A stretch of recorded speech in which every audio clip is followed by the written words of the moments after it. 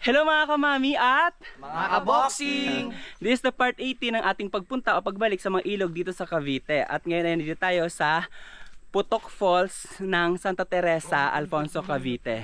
At siya nga pala, kung may alam pa po kayong ilog na hindi namin napupuntahan dito sa Cavite, paki-comment lang po sa baba. Thank you!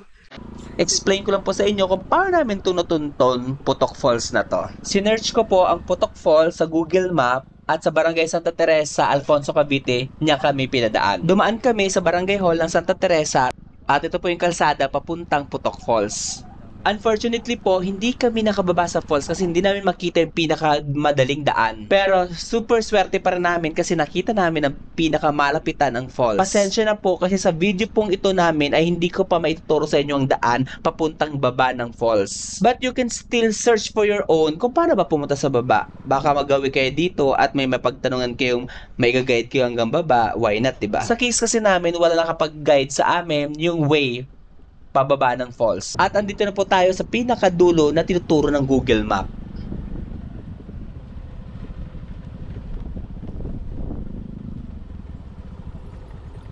Dito namin iniwan ang motor sa gilid at pinasok namin yung diretsyong daan na yan. May napagtanungan kami dyan, isang babae, hindi ko nakuha yung name ni nanay. Ang sabi niya sa amin, wala daw dyan daan papuntang Putok Falls kasi napakataas daw niyan. Pero pwede daw namin ma-view or mapicturean yung falls. Kaya dumiretso pa rin kami at nagbaka sakali kami, baka may makita kaming daan. So sa Google Map, ito yung tinuturong kanto. Not sure kung ito ba yung babaybay namin puntang Putok Falls. Wala na kasi mapagtanungan dito dahil wala nang mga tao, walang mga bahay. 1 year later. Kita namin yung falls dito. Ay, Gago ang lalim yan. Kaya nga, ayan o, ang ganda. Ayan o. Totoo nga ang sabi ng nanay, walang daan dito kasi mataas. Yun nga, sa may polas yan. Siguro pa ganyan yan. Private ata yan. Hindi, private nga ang polas. Pero hindi ko alam. Sa kabila yan.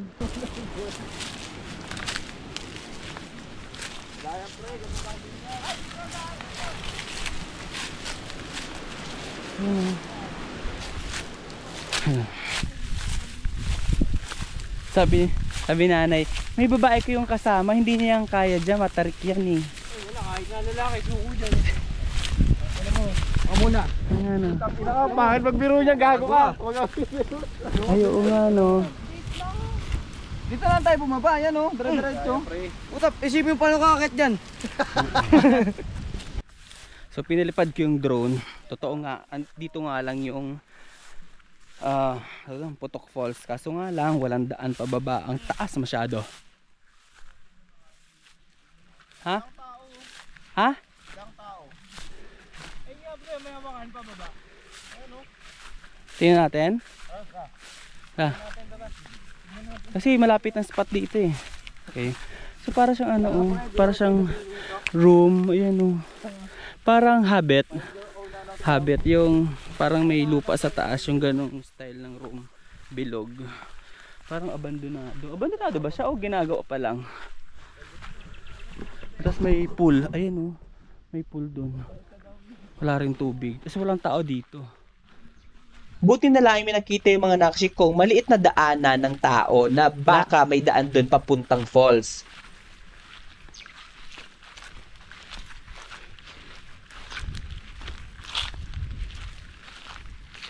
Wala. CR. Ayan nga. Dito yung CR nila. Ano? Gagi ka. Wala na maata.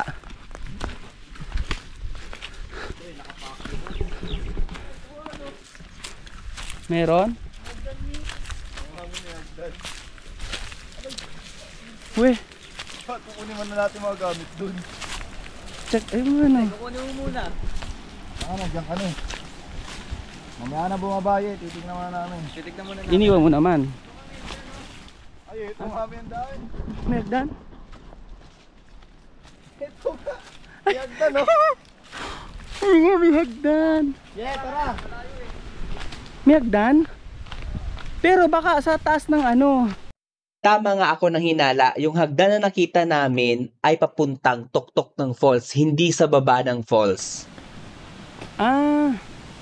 Nasa taas tayo. Nasa taas tayo ng ano, ng falls.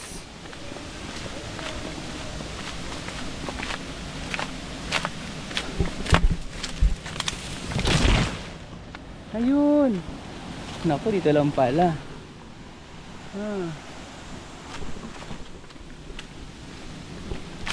Ay, may tao. Dito lang, yung force nandito sa baba. Oo. Bola. Kaya, ayun, may hagda naman pala. Kaso, Tama, baba dyan. pwede ba baba? Di ba sa Anos yan? Ah, okay. Ayun nga, may mga naliligo. Ito, may dyan pa kayo, yun. Pag dyan din, ko na lang. Ayun, babayin mo natin. Hindi, okay na to. At least nalaman natin na may daan. Itong kinatayuan naming roof deck ay nakita ko na sa in-upload na video ng isang vlogger. So at least alam natin na may daan dito sa Putok Falls. No? And now ay ipapakita ko sa inyo ang pinaka-itsura at ang ganda ng Putok Falls.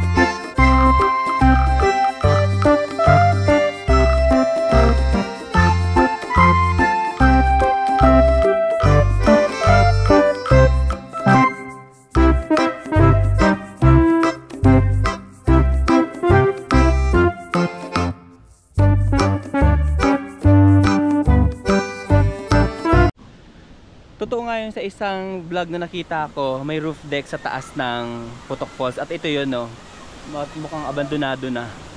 Hindi natuloy siguro yung proyekto dito or yung, aray ko, matatusok pa yung mata ko. Hindi siguro natuloy yung gagawing resort dito.